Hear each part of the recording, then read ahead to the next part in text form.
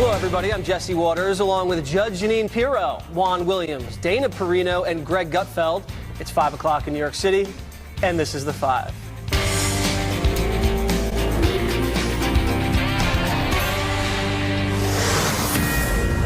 Fox News alert. The report is in. Senators have been reviewing the FBI's findings on Supreme Court nominee Brett Kavanaugh. And according to Senate Judiciary Committee Chairman Chuck Grassley, there's no hint of misconduct. Two key undecided GOP senators, Susan Collins and Jeff Flake, now suggesting that they are satisfied with the report, as Majority Leader Mitch McConnell gets the ball rolling on a vote, setting cloture vote for tomorrow morning. President Trump offered his reaction this morning on Twitter. This is now the 7th time the FBI has investigated Judge Kavanaugh. If we made it 100, it would still not be good enough for the obstructionist Democrats.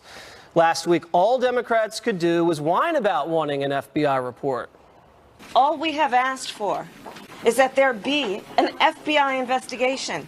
I'm glad that the FBI investigation is going forward. This situation merited an FBI investigation. Let the FBI do what they should have done before, have a real investigation. So they're probably happy with this report, right? No. It looks to be a product of an incomplete investigation that was limited, perhaps by the White House. I don't know. We had many fears that this was a very limited process that would constrain the FBI from getting all the facts. Those fears have been realized. All right, Juan, you got your FBI investigation. What is the problem now? Well, I think you just heard it. I think it was articulated quite well. This is a whitewash, a sham, in which you have the people who are in the business of pushing this through like it's a weight sled. They're just going to push it through, get it done, saying to the FBI, oh, you have a few days, but just interview 9 people. Don't interview the principals. Don't interview Judge Kavanaugh. Don't interview Professor Ford. Don't interview the people who have come forward, according to her attorney, about 40 people who've come forward saying this man was deceiving the committee with regard to his behavior in high school and college and his drinking in specific, and he's the choir boy and he's the virgin. Apparently not so, but the FBI, they don't want to hear it. But why because would you the White House doesn't want to hear it. Why would you interview Kavanaugh and Ford again after they were already under oath for hours? Because this is a sexual situation that she is complaining about and calling an assault. And I think that you would want to have the agent speak to her specifically and in some private and to try to get her to provide more information if possible. They could have interviewed her in private, Judge. If this was kept confidential in the summertime, they could have had a long whack at this. Look, for you to call this a whitewash is absurd, and I'll tell you why. Okay. The only whitewash, if you want to use that term, is when Dianne Feinstein decided that she was going to sit on that thing for 2 months and then break it when they realized there was no other way they could stop him from getting to the Supreme Court. Now, they are saying that, you said that there's only a few days they investigated. Let me ask you this. Were you complaining when there was an investigation of what's his name, Anthony Weiner by the FBI, 300,000 emails? If they come out, the FBI, and they say there's nothing negative there, then it must be good. It was like 6 days. All right, no one was complaining about that. There is nothing to investigate. The testimony is there. A sex crimes prosecutor was there. People cross-examined her. They cross-examined him. I don't know what you're laughing at, Juan. You said there's nothing there. How can you say there's nothing there? Because there is nothing else there. Oh, okay. Everyone that she said corroborated her said she was either a liar or out of her mind. You tell me why all 4 people she mentioned said, we have no idea what she's talking about. The woman was used by the Democrats, and the Democrats are the one who are. Well, someone just as fired up as Judge Jeanine was Senator Chuck Grassley. Let's listen to what he had to say.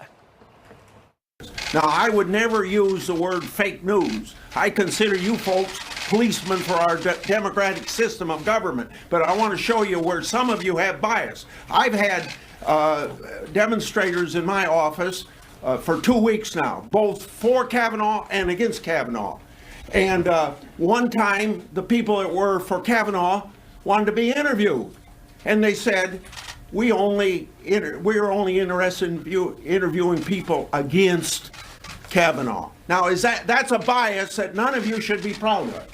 I have never seen Senator Grassley act like I mean, that. it wasn't very good temperament. I mean, I'm just waiting to see Get him the off the vice committee. chairman to say, I've never seen anything like it. But you know what? I think he was absolutely right, because even people who have defended the press and respect the press can look at these last 3 weeks and say, a lot of this is malarkey. And it is about, he's talking about his own personal reputation as well as the chairman of the committee. He's the one who was kept in the dark about the letter that Dianne Feinstein held for 3 months, and they put it in the last minute, and he had to go through this process.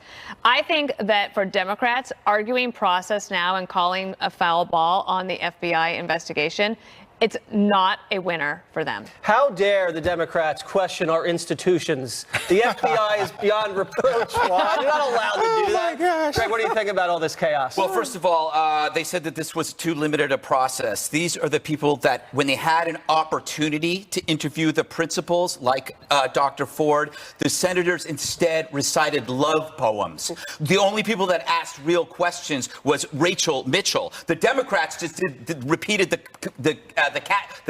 same phrase over and over again. You are a hero. You're a hero.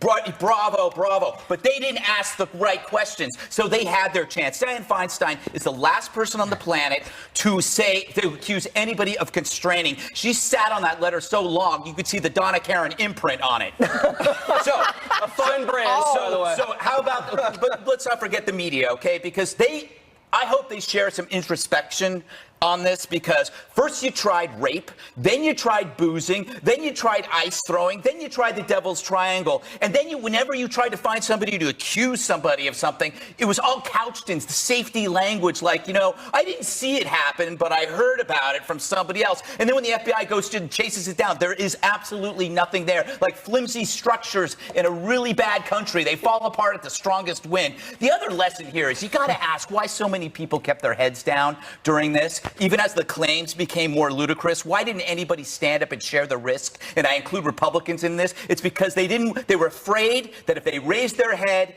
they would get hit too. They would get accused too. And it just drives me nuts, because that allowed and enabled this mob rule to take place. No, you're right about that. And it's not just the senators. It was people on television. Yes. We've been around this table, and I have to couch everything I say about this case.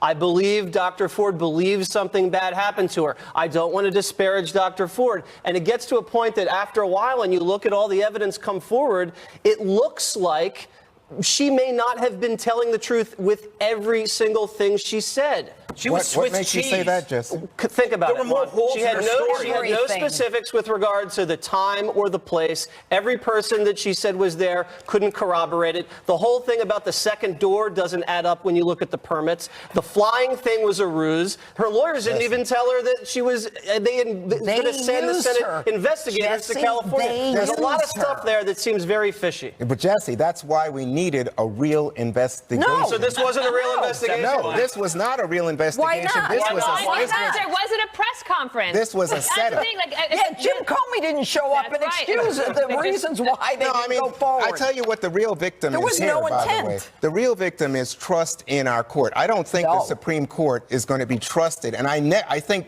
Judge Kavanaugh, I think Judge Kavanaugh's standing, he The deserved Democrats better share than this. responsibility Can I for the finish lack for of just trust a in the court? second? Go ahead. I think Judge Kavanaugh deserved better, because I think if they had done a full report, he could have been properly exonerated. Instead, what this comes down to what a is full 302 Republicans is, who Juan? said, wait, let me finish. Republicans who said, I will never let Hillary Clinton have an appointment to the Supreme Court in 4 years. Here's people like Richard Burr. Here are people like Ted Cruz, Rand Paul. Keep the this politics is what they out did. of it, Juan. It's not impossible at this point. Do you know what a 302 is? Yes. Have you ever looked at a 302? Yes. How did you get your hands on a 302? From the FBI. 302, really? Okay, 302s are nothing more than an investigative report. Correct. They're not recorded. There's no audio. They're not signed. It's the FBI's approach or assessment of what the person said. And if they wanted to have doesn't a come to fuller a conclusion. investigation, they could have There is started no this conclusion. in August. All right, Greg, let's get the last word All right, here. so We know politics is poison, and I am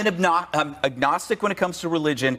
But I know one thing about in my 12 years of Catholic Church. It was that crucifixion was an important event because it was designed to establish a wall between justice and mob rule. Christ died so that the mob wouldn't survive, right? He got there. He died for everybody's sins. This is what the Democrats have tried to do is tear down the wall between justice and mob rule. They decided to crucify someone once again. Yeah. That's what's wrong.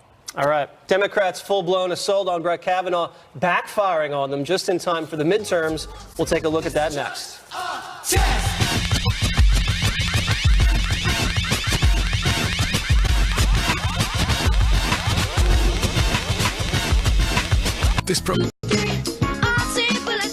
I guess there's a similarity that people have with the people that they respect. Crazy about Putin, in love with Kim Jong-un, thinks Kavanaugh is a great, upstanding person. Well, you know what? He doesn't even know what he's talking about. Could a Brett bounce be coming to a midterm near you? Top Republicans telling Axios that they see widespread surge in GOP voter enthusiasm. It's powered by support for Kavanaugh and Democrats' attacks on his Supreme Court nomination. White House Press Secretary Sarah Sanders noting the enthusiasm shift earlier today. People are outraged at the way that the Democrats have totally made this process into a partisan battle. What they have done is energized Republicans, and the president is feeling that energy in all of the locations he's been. And I think the message is very clear. Democrats, you made a mistake here, and it's going to show up in November. And a Republican source tells Politico that the National Republican Congressional Committee's donations are up 175% compared to a week before. Dana, let me go to you because I think yesterday you were talking about GOP enthusiasm surging at this moment. So the question becomes, does it impact both the House and the Senate? Well, I think, watching Nancy Pelosi, I wondered if it is possible that she might be the biggest Democratic winner in all of this, right? She has nothing to do with the Senate, but the Senate is in play right now because you have red state Democrats who are running for re-election that are not going to, several of them are not going to win, basically because of President Trump and Brett Kavanaugh erasing their gains. Heidi Heitkamp is you one mean of those Democrats, I think. What? Democrats in red states. Is that what you're saying? Yeah, that's what I said. I think you said Republicans. No. And so like Heidi Heitkamp of North Dakota announces today she's going to vote no. She's already 13 points behind. She might think that I might as well just try it and like preserve my Democratic bona fides so that I can make sure that I can do something again in the future. Or she just might truly believe that she does not want to vote for him, which is fine. But there are political consequences for that. When I look at Chuck Schumer and he's making all these statements today on the floor, I think he's got to make a choice. Like, do you want the fight or do you want to try to win back the Senate?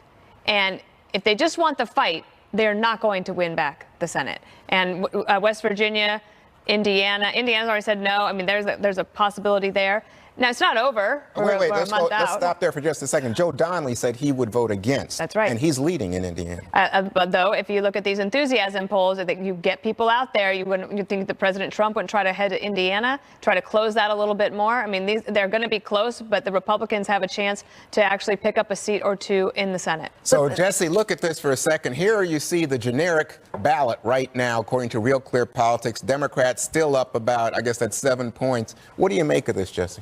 Well, that takes into account a large span of these polls. If you look at the most recent generic matchups, those leads by Democrats have shrunk to about even 2, 4, 6% from double digits. So that's good news for Republicans. I think what happened here is the American people have a very good BS meter. They know when things are fishy, and they can feel in their hearts when someone's being attacked unfairly. And the media tried to pull a fast one on people, and so did the Democrats. And for one of the first times that I've seen, It didn't work because you have Twitter, you have Fox News, and you have the internet, and now people have access to primary source documents. They can watch the hearings on demand, and they can see for themselves, without being filtered through the mainstream media, what the real truth was. The Democrats were fine when they brought Dr. Ford in because I think most fair Americans wanted to hear what she had to say. But then you bring in Avenatti, and then you bring in all these left-wing lawyers, and then there was delay, and then as Greg pointed out, they pivoted from rapist to drinker to bad temperament, and most people see through that stuff. And it got to the point where you look down and you say to yourself, this man is being unfairly attacked, and we're not going to take it anymore. It has reinvigorated the Republican base, and I think the Democrats really miscalculated here because the character assassination failed. All right, so Judge, I'm going to ask you to do a personality transformation before our 5 audience. If you're a Democrat right now, and you say, you know what, I am so upset about this nomination, does that mean that Democrats are more likely to vote? And does it mean that Republican energy could dissipate if Kavanaugh is confirmed? Here's the thing. I mean, certainly when people are angry, it motivates them to vote, whether you're a Republican or a Democrat. But what I've seen happen, if you look at the reduction of the, this blue wave and how it's dropped so much since July, you have to say to yourself, why? It's dropped because people see something that is unfair and something that they're not familiar with. And that is people saying he must be guilty because she said this without any evidence, where she contradicts herself, where there's no corroborating evidence. So I think that it's not just a question of, let's assume Kavanaugh gets on the Supreme Court. Will Republicans stay home? No, because they're angry. They're angry and they're motivated. They don't want to see this country turn into a socialist nation or a nation where people yell and scream and attack other people, whether it's at an airport or in a restaurant or anywhere else. I think in the end, everybody's angry. We both know it. It's almost like a 50-50. But the people who believe in this country and the American flag and truth and justice, I think are more angry, and I think they're the silent majority that came out for Donald Trump. It didn't work in 2016. It's not going to work in 2018. Now to our Jesus-citing agnostic. I'm very curious as to what you think is going to happen in the midterms. Well, if I had a driver's license, I would rent a station wagon, pick up 5 people every hour and get them to the voting poll, because I'm that disgusted by this process.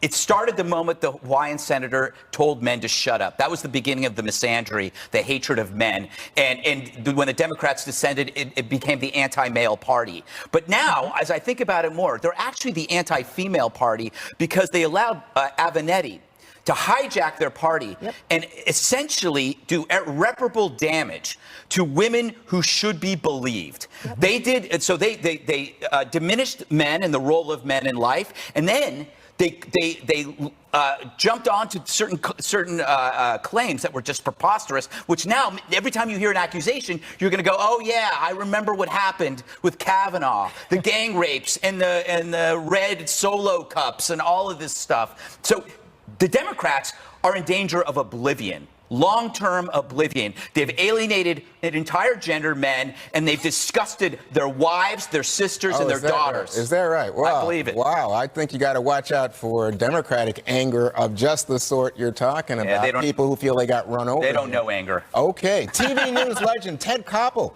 He's giving CNN's Brian Stelter a massive reality check on CNN's Trump coverage. Greg's delighted, and he's got tape for you next on The 5.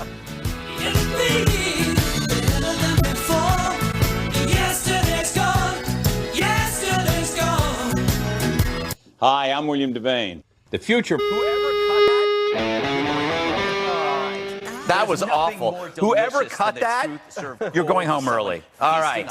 There's nothing more delicious than the truth served cold to someone feasting on a diet of lies.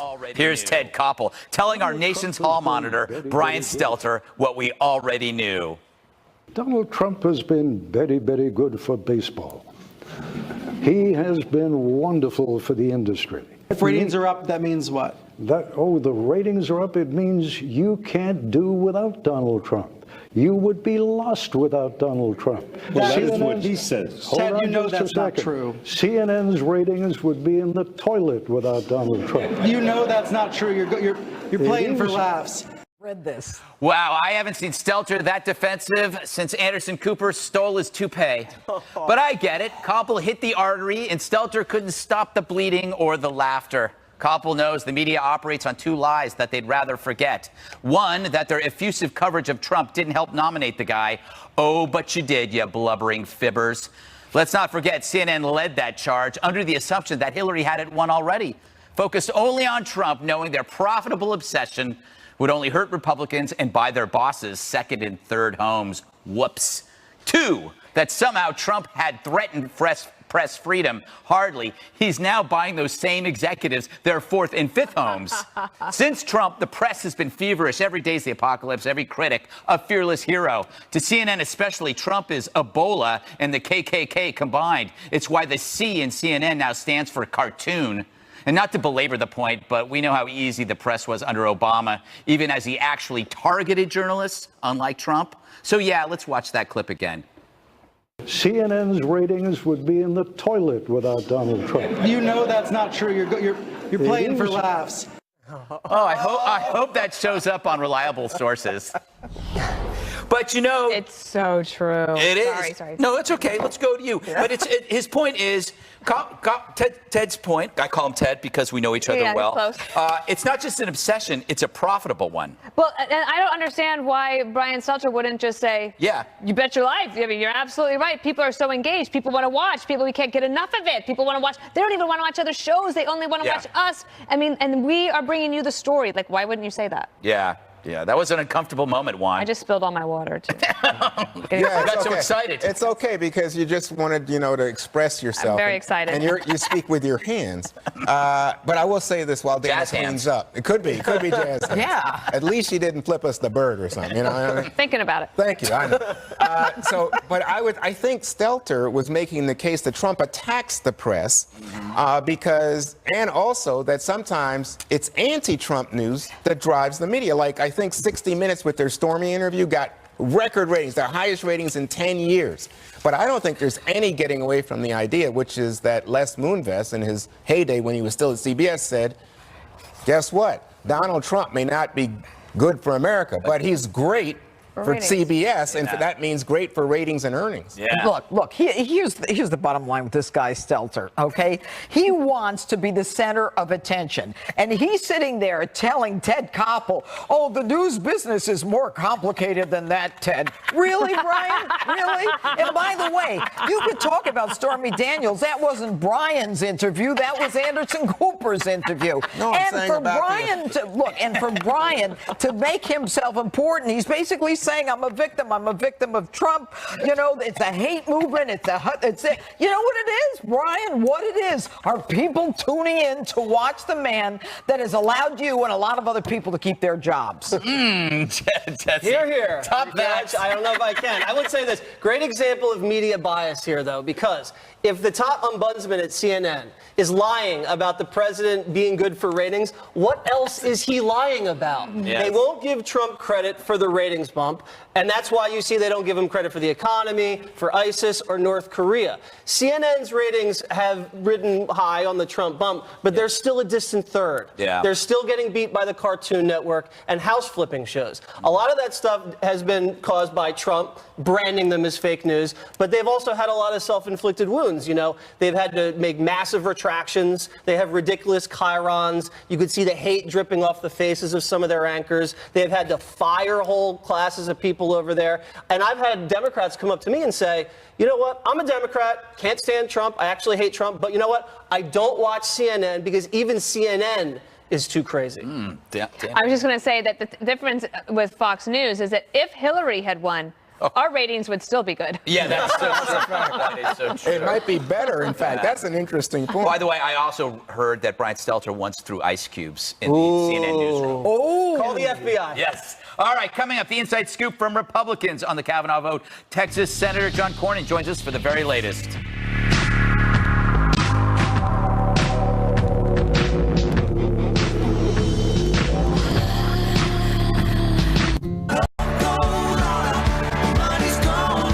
Now back to our top story. Senators are still reviewing the FBI report on Brett Kavanaugh as the partisan battle heats up over its findings and the Senate gears up for a critical confirmation vote. How are Republicans reacting to the FBI's Kavanaugh report? Well, we now bring in Senator John Cornyn from the great state of Texas for the very latest. It's very good to have you, Senator. You can help us understand all of this. I wanted to ask you this. Do you think that the Democrats have managed in all of this to energize the Republicans and disappoint their own base? Well, I think when we confirm Brett Kavanaugh, which I predict we will on Saturday, I think that will be the outcome. Of course, we could have had a more dignified way to consider Dr. Ford's allegations through the normal process. But since Senator Feinstein sat on those allegations for about 6 weeks and dropped them on us after the hearing, the first hearing on Judge Kavanaugh, we got into this, I think, circus where there were no rules and the end seemed to justify the means. So, but yeah, this could have been handled much better, and I think in a way that would have been more dignified, more protective of Dr. Ford and the judge. We're going to take it around the table, sir. I'm going to start with Judge Jeanine. All right. Senator, thanks so much for being with us. You know, I noticed that you yielded your time to the prosecutor. And in the end, what you're looking for is to have the public know what is in those FBI 302 reports. Now, you know that that would establish a precedent. I mean, don't you think it would be a dangerous precedent? And I have an idea. And that is, if you want to give them the FBI report, how about they give you the therapist notes? That would be the ordinary procedure, as you know, Judge. And but the reason why we decided to ask Rachel Mitchell to ask the questions of Dr. Ford is because we know we would have been criticized for having aging white men asking a victim of sexual assault hard questions, but we really needed to have answers to the questions in order to test her story. As you know, there's been no corroboration whatsoever. In fact, all of the people she's identified have refuted her version of the story. But again, something happened to Dr. Ford, but we weren't given the benefit of her therapist notes, which I think would have shed a lot of light on that. All right, Jesse Waters.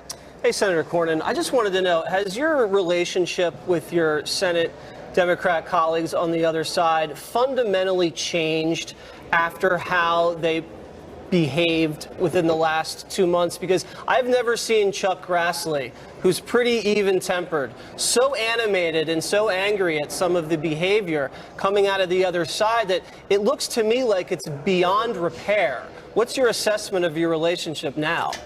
My favorite Chuck Grassley saying is, just because I'm yelling at you doesn't mean I'm mad at you. Okay.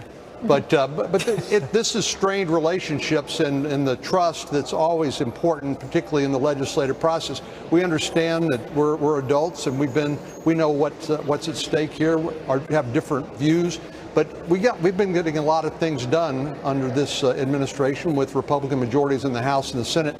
But this process is not one I would ever want to see repeated for anybody, for any nominee, a Republican or Democrat, nor for any witness who comes before the committee. I think it's been shameful. Greg Gutfeld.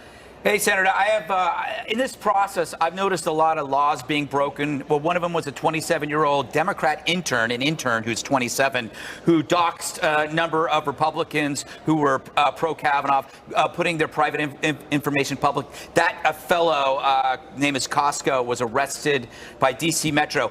I want to know what's going to happen to him, but I also want to know, is anything going to be done with Avenatti or any of the people that he worked with? Because it seems to me he broke some laws.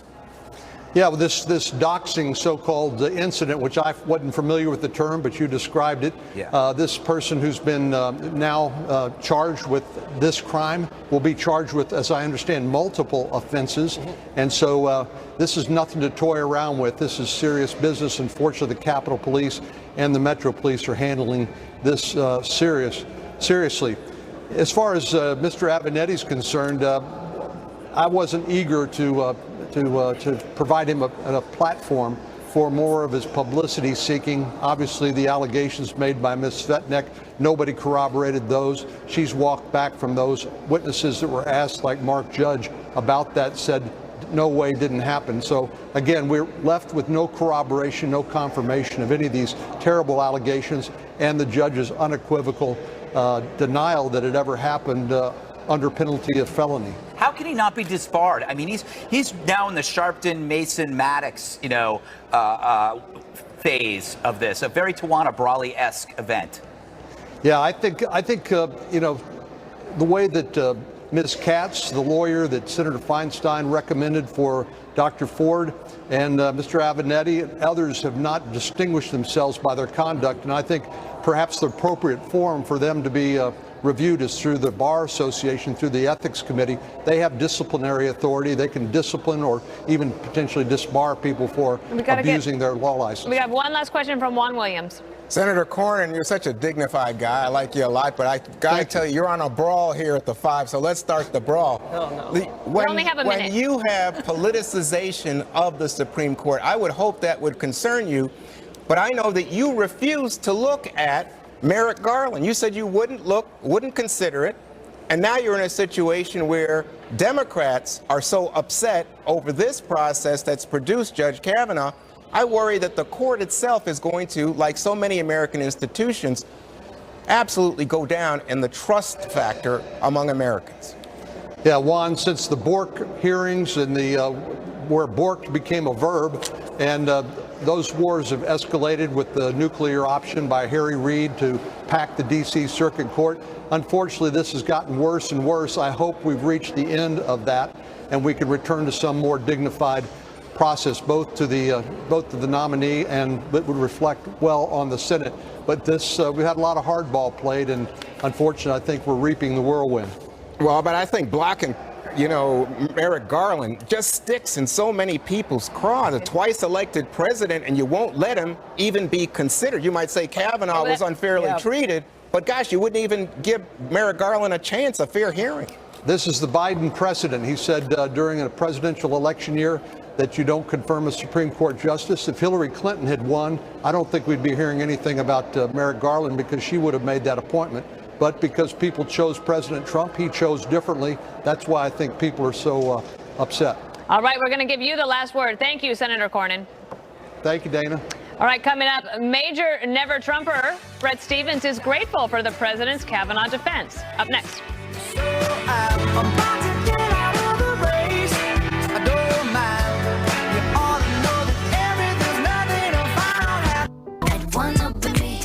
One of the country's loudest never-Trumpers is now grateful for the president. And it's all thanks to the Democrats' terrible treatment of Judge Kavanaugh. New York Times columnist Bret Stephens, writing in his New York Times op-ed, quote, "For once, I'm grateful for Trump." Quote, "I'm grateful because Trump has not backed down in the face of the slipperiness, hypocrisy, and dangerous standard setting deployed by opponents of Brett Kavanaugh's nomination to the Supreme Court. I'm grateful because ferocious and even crass obstinacy has its uses in life, and never more so than in the face of sly moral bullying." Okay, Juan? Yes. So what do you think of a New York Times guy who feels that Donald Trump at least has the strength and the moral turpitude to stand by what he believes in? Yeah, well, it's interesting. We're doing this. Brett is most often highly critical of President Trump, by the way. But I disagree when he says, this thing could harm Brett Kavanaugh for a lifetime. I think it will, but I disagree in the sense that he never says, hey, what happened to Professor Ford? She's been harmed for a lifetime. It's like she doesn't exist in this universe. And again, it's women who don't have the opportunity to speak out or be taken seriously. And so you say, oh, yeah, I like Trump's bullying in this one because it's getting those Democrats.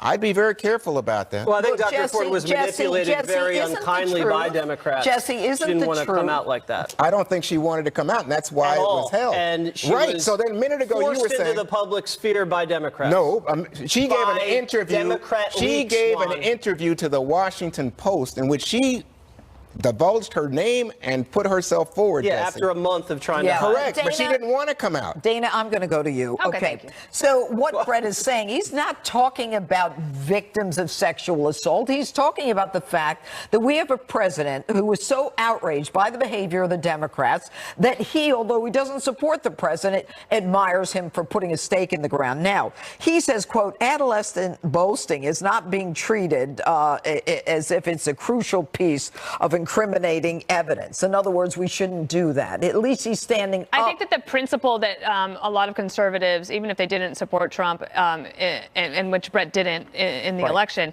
is that guilty until proven innocent is just fundamentally against everything that America is for. And President Trump is standing up for his nominee because he was being accused and was trying to, and basically labeled guilty until proven innocent, and with no corroboration, all the things that we've already talked about. I do think that, well, he's a little bit unafraid to court controversy. His first column for the New York Times was saying basically that global warming is a hoax. Well, maybe that's not exactly what he said, but it caused phone calls to the New York Times, cancel my subscription. I can't believe you hired this guy. I wish that he would have not used the opening 2 words, for once. He didn't have to do that. Yeah. I always feel like it's better, like if you're just grateful, just say, I'm grateful for President Trump for this. And that will actually not basically give you a shield for people who are going to criticize you because you are normally a critic of the president. All right, Greg, what about the fact that, he seems to be saying everything that we're all saying, and that is, a bar fight with a piece of ice, as well as that 30-year-old letter where he's, like an adolescent, basically saying, we're going to puke and we're a bunch of obnoxious drunks. Shouldn't be relevant to you when you're 53 years old. Who knew Trump was the great uniter? Yeah. I mean, Brett's coming around. Look, I think what he's this Brett is talking about is that Trump spoke to people's sense of fairness. The Democrats miss this, that there are millions of people who don't just see themselves in Ford, but they also see themselves in Kavanaugh as well. And they have brothers, they have sons, they have fathers. And he saw, in as much as Stevens doesn't like Trump, he understands, which is the point I was talking about yesterday, that Trump is willing to share the risk. He doesn't give a damn about what people think. He's 74 or 73. He's president. So he's able to take the slings and the arrows by coming out and saying, what's with this one drink thing? And a lot of this stuff doesn't make sense. He's willing to take that heat so other people don't. And that's why it's refreshing. All right, Jesse, finish. I would just say no. It reminds me of McCain with the surge. Yeah. No one else wanted the surge. McCain stuck to the surge. George Bush stuck to the surge, and it ended up being the right thing to do. And McCain was rewarded with that for the nomination. All right. Good point. One More Thing is up next.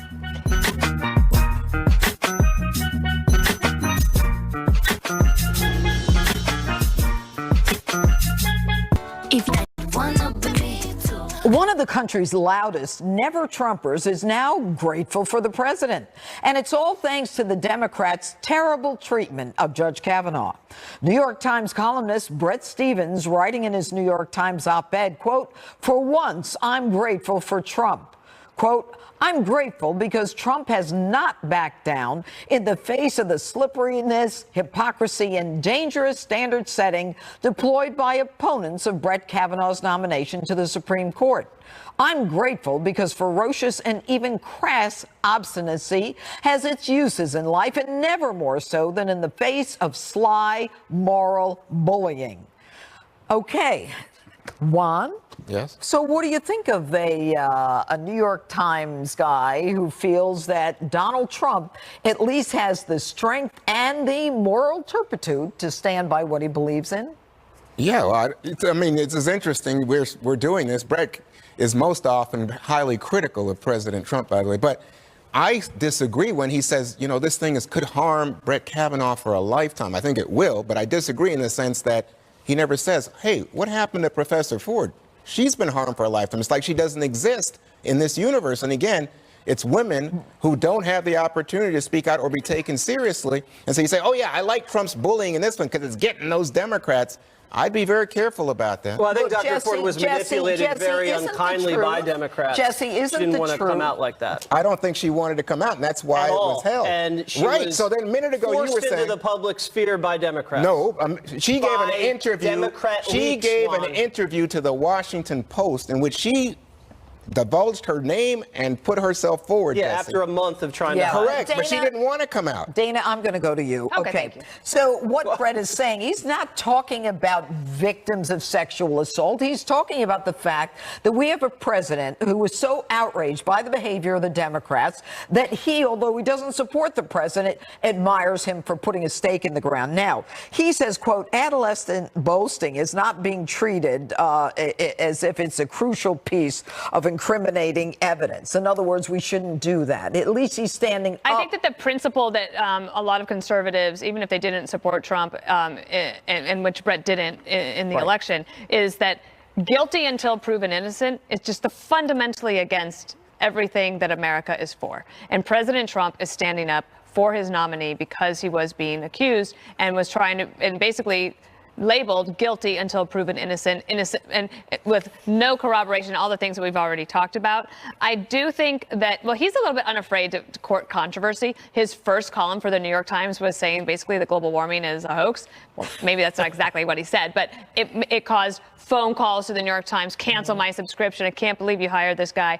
I wish that he would have not used the opening 2 words, for once. He didn't have to do that. Yeah. I always feel like it's better, like if you're just grateful, just say, I'm grateful for President Trump for this. And that will actually not basically give you a shield for people who are going to criticize you because you are normally a critic of the president. All right, Greg, what about the fact that, he seems to be saying everything that we're all saying, and that is, a bar fight with a piece of ice, as well as that 30-year-old letter where he's, like an adolescent, basically saying, we're going to puke and we're a bunch of obnoxious drunks. Shouldn't be relevant to you when you're 53 years old. Who knew Trump was the great uniter? Yeah. I mean, Brett's coming around. Look, I think what he's what this Brett is talking about is that Trump spoke to people's sense of fairness. The Democrats miss this, that there are millions of people who don't just see themselves in Ford, but they also see themselves in Kavanaugh as Without a well. doubt. And they have brothers, they have sons, they have fathers. And he saw, in as much as Stevens doesn't like Trump, he understands, which is the point I was talking about yesterday, that Trump is willing to share the risk. He doesn't give a damn about what people think. He's 74, 73, he's president, so he's able to take the slings and the arrows by coming out and saying, what's with this one drink thing? And a lot of this stuff doesn't make sense. He's willing to take that heat so other people don't, and that's why it's refreshing. All right, Jesse, finish. I would just say no. It reminds me of McCain with the surge. Yeah. No one else wanted the surge. McCain stuck to the surge. George Bush stuck to the surge, and it ended up being the right thing to do. And McCain was rewarded with that for the nomination. All right. One more thing is up next.